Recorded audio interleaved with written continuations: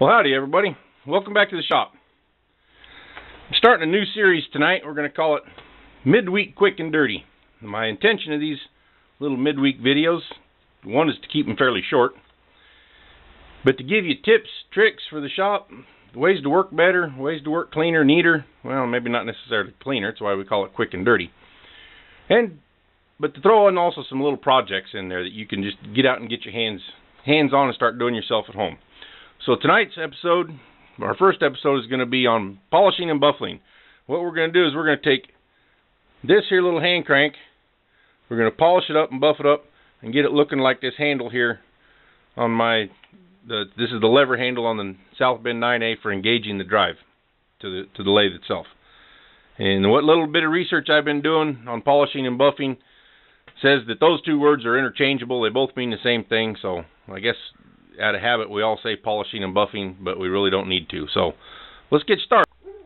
Alright, here we are at the wire wheel on my grinder, and first thing we got to do is knock off all the surface rust off of this guy, get it looking a little better, make it look more like this. I've already worked on this one a little bit, but this hand crank here, you can see, I hope you can see, I hope it's coming in focus on the camera, is pretty beat up. I might take a file and clean this one up a little further to make it so it'll take a better polish and a better finish. We are going to be finishing these hand cranks with some spray-on varnish to protect them and keep them from that happening again. So let's get started.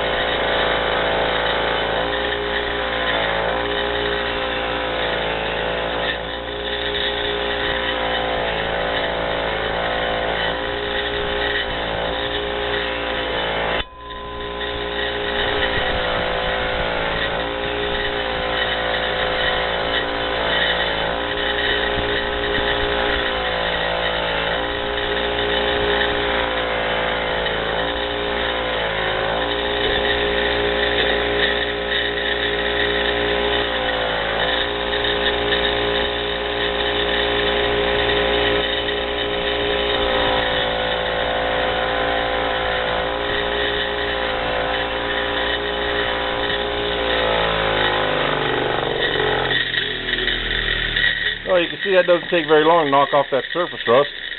That looks 100 times better.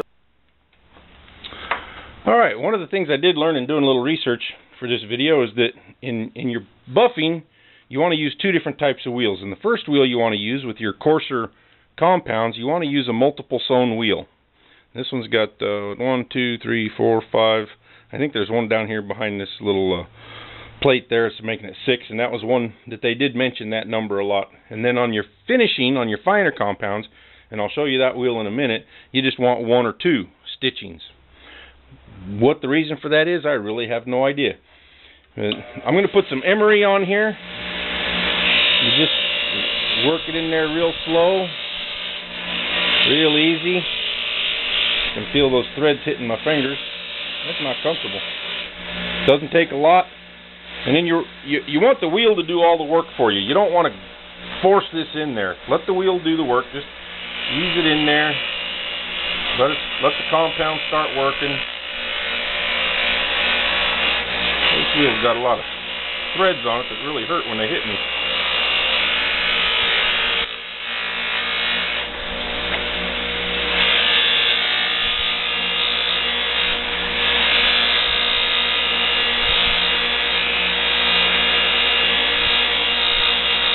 Starting to see a lot of reflection of light. You know, although the light's not very good in my shop here, I don't know how well that's showing up on the camera, but and that's even coated with the compound, so I'm pretty happy with that.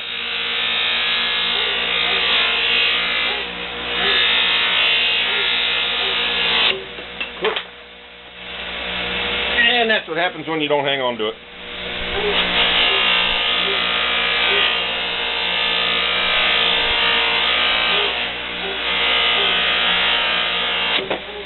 Like that.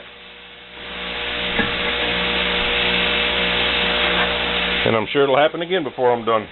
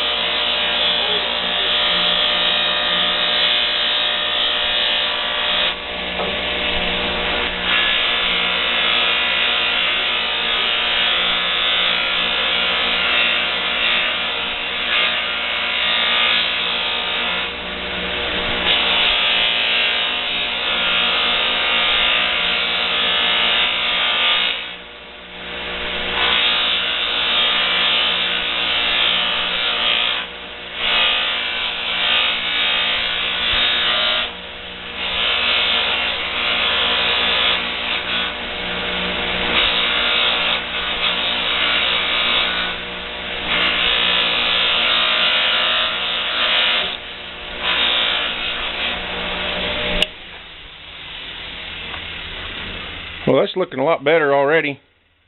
I don't know if it's looking shinier in the camera and on the video or not, but I hope it is. So let's go on to the finishing compounds and white rouge.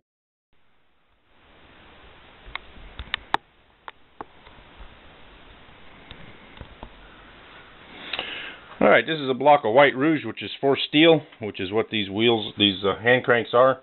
I've had this block for quite a while, and as you can see, it's brand new. I've never used it. I just took it out of the packaging, so I hope it's still good.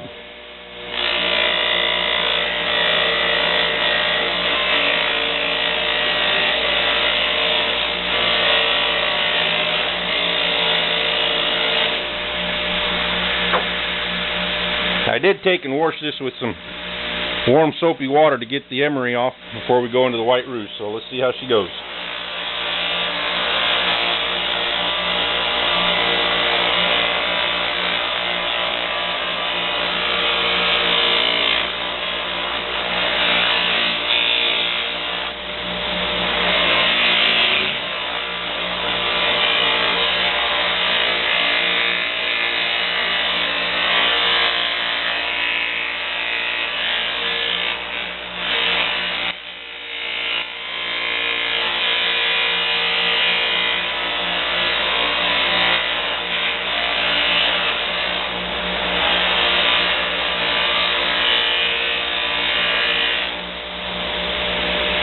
Boy, that is looking pretty.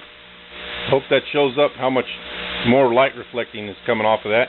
As you can tell, I haven't done the hand crank out here, and I'm hoping that you can see the difference in the light reflection.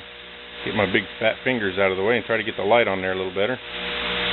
But yeah, I'm liking that a lot. Let's finish her up.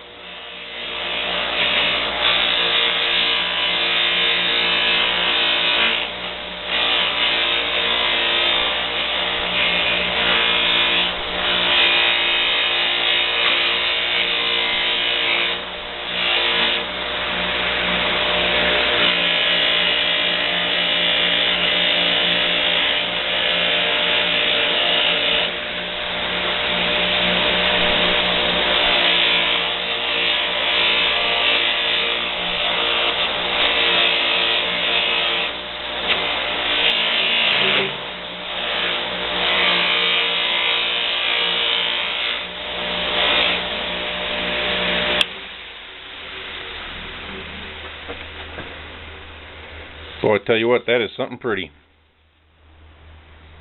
Let's go hold it back over next to the handle where we started and see how she compares. Well, what a difference. Remember how rusty that was? And when I did this one here a few weeks ago, I didn't use that white rouge. I only used the emery. Actually, I think I used Tripoli on this one.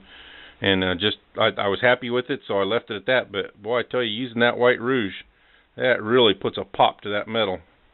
I mean, it almost makes it look like it's been chromed.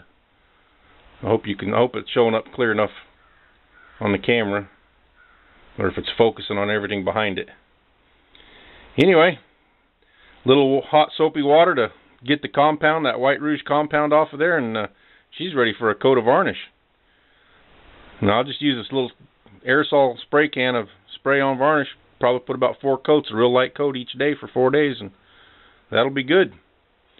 Well, thanks for watching, folks. Thanks for stopping by. If you like the video, click like. If you didn't like it, click don't like. I don't care. I want you to be honest. But I do want you to subscribe. That doesn't cost nothing, and makes me feel good the more subscribers I get. Well, till next time, have a good night.